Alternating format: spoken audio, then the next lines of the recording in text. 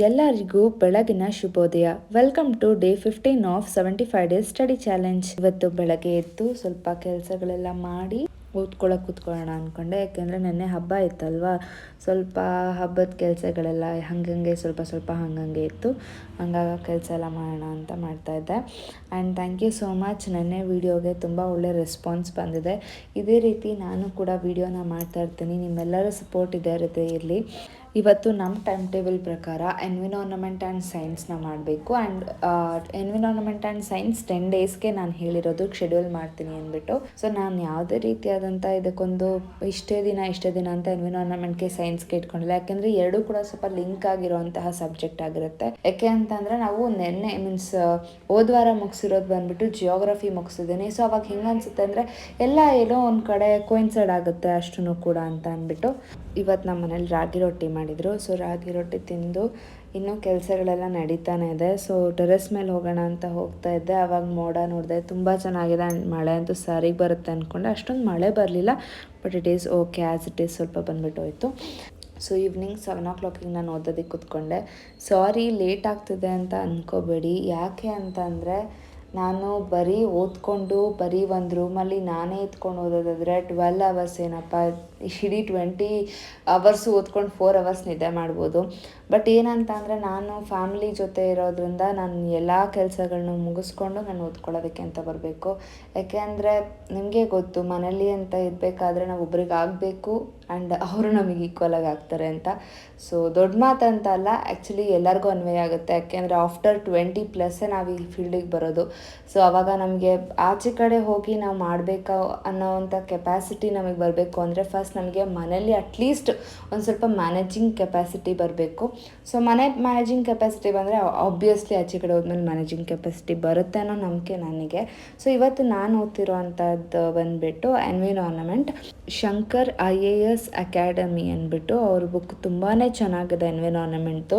ನಾನು ಈ ವರ್ಷ 2024 ನಾನೇನು UPSC ಪ್ರಿಲಿಮ್ಸ್ ಅಟೆಂಡ್ ಮಾಡಿದೆ, ಈ ಬುಕ್ನ ಓದಿ ನಾನು ಬರೆದಿದ್ದು. ಆದರೆ ನನಗೆ ಓನ್ಲಿ 6 months ಆಫ್ ಕೋಚಿಂಗ್ ಆಗಿತ್ತು UPSCಗೆ. ನಾನು ಹಿಂದಿನ ವೀಡಿಯೋದಲ್ಲೂ ಸಮೇತ ನಾನು ನಿಮ್ಮ ಹತ್ರ ಹೇಳ್ಕೊಂಡಿದ್ದೀನಿ. ಸೊ ಅವಾಗ ನನಗೆ ಅಷ್ಟೊಂದು ಐಡಿಯಾಸ್ ಯಾವುದೂ ಇರಲಿಲ್ಲ. ಒಂಥರ ರ್ಯಾಂಡಮ್ ಆಗಿ ಎಲ್ಲ ಸಬ್ಜೆಕ್ಟ್ನು ಒಂಥರ ಚಿತ್ರಾನ್ನ ಮೊಸರನ್ನ ಎಲ್ಲ ಕಲಿಸ್ಕೊಂಡಂಗೆ ಮಾಡಿಬಿಟ್ಟಿದ್ದೆ. ಬಟ್ ತುಂಬಾ ಯೂಸ್ಫುಲ್ ಆಯಿತು ನನಗಂತೂ ಈ ಬುಕ್ಕು. ತುಂಬ ಬೇಸಿಕ್ಕಿಂದ ಇದೆ.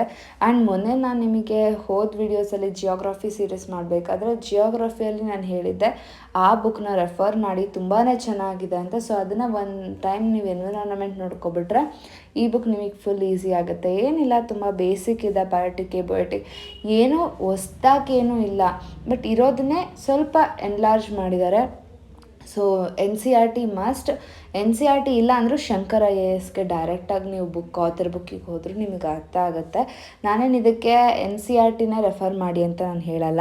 ಎನ್ವಿರಾನ್ಮೆಂಟ್ಗೆ ಮೇನ್ ಸೋರ್ಸಸ್ ಆ್ಯಕ್ಚುಲಿ ಬೇಕಾಗುವಂತಹದ್ದು 3 ಫ್ಯಾಕ್ಟರು. ಏನಂತ ಅಂದರೆ ಆಥರ್ ಬುಕ್ ಗೊತ್ತಿರಬೇಕು, ಅಂದರೆ ಏನೇನಿದೆ ಅಂತ ತಿಳ್ಕೊಳ್ಳೋದಕ್ಕೋಸ್ಕರ, ಓಕೆನಾ.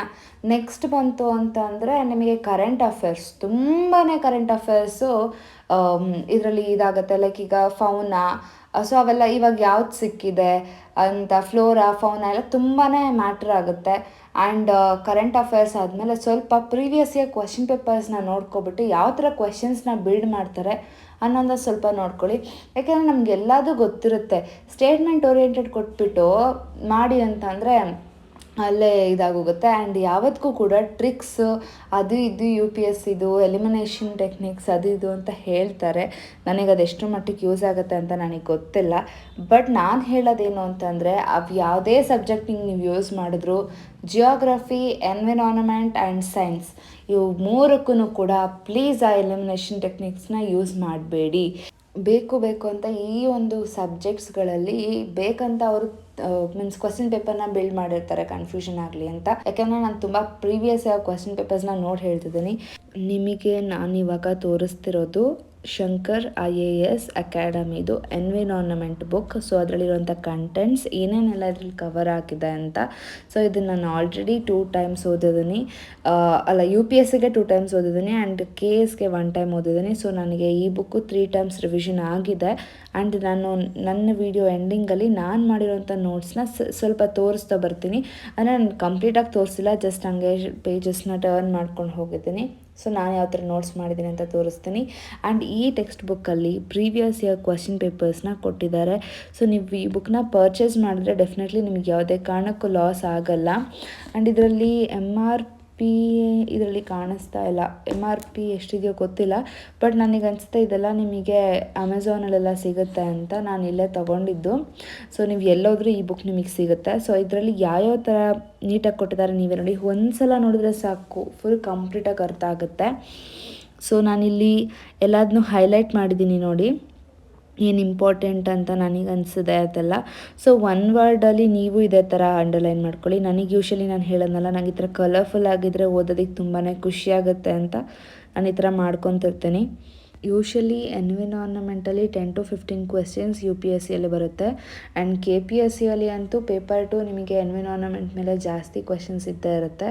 ಸೊ ಯಾವುದ್ರಲ್ಲೇ ಆಗಲಿ ಮಿನಿಮಮ್ 8 ಕ್ವೆಶನ್ಸ್ ಕರೆಂಟ್ ಅಫೇರ್ಸಿಂದ ಇರುತ್ತೆ.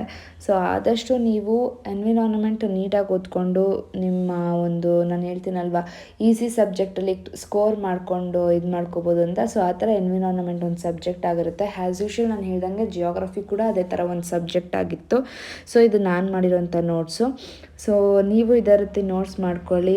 ಆ್ಯಂಡ್ ನಾನಿವಾಗ ಕರೆಂಟ್ಲಿ KEAಗೆ 29th ಕಡ್ಡಾಯ ಕನ್ನಡ ಎಕ್ಸಾಮ್ ಇದೆ. ಸೊ ಅದಕ್ಕೂ ನಾನು ಪ್ರಿಪೇರ್ ಆಗ್ತಿದ್ದೀನಿ. ನನಗೆ ಒಂದು ಒಳ್ಳೆ ಬುಕ್ಕು ಅಂತ ಅಂದರೆ ನನ್ನ ಹತ್ರ ಈಗ ಆಲ್ರೆಡಿ ಒಂದು ಬುಕ್ ಇದೆ, ವ್ಯಾಕರಣ ಬುಕ್ಕು. ಸೊ ಅದನ್ನೇ ನಾನು ರೆಫರ್ ಮಾಡ್ತಿದ್ದೀನಿ ಕನ್ನಡಕ್ಕೆ. ಸೊ ನಾನು ಈ ವಿಡಿಯೋ ಎಂಡಿಂಗಲ್ಲಿ ನಾನು ಹಾಕ್ತೀನಿ ನಾನು ಕನ್ನಡಕ್ಕೆ ಯಾವ ಬುಕ್ನ ರೆಫರ್ ಮಾಡ್ತಿದ್ದೀನಿ ಅಂತ.